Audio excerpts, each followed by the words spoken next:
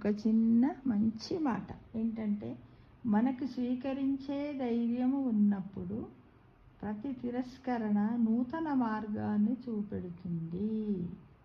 ప్రతి విమర్శ మనల్ని మనం మార్చుకోవడానికి అవకాశం ఇస్తుంది. ప్రతి అవమానం గెలవడానికి ప్రోత్సాహం ఇస్తుంది ఫ్రెండ్స్.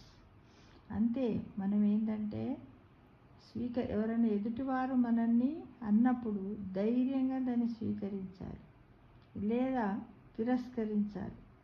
అప్పుడు మనకేంటంటే ఒక కొత్త మార్గం తెలుస్తుంది. అందరూ విమర్శించారని మనం ఆత్మస్థైర్యాన్ని తగ్గించుకున్నట్టయితే మనల్ని మనం మార్చుకోవడానికి అవకాశాన్ని కోల్పోయిన వాళ్ళం అవుతాం ఫ్రెండ్స్. మనకి ఎక్కడైనా అవమానము జరిగితే అవమానాన్ని కూడా గెలవడానికి మనం ప్రోత్సాహాన్ని, మనలో ఆత్మస్థైర్యాన్ని పెంచుకోవాలి. ఓకేనా?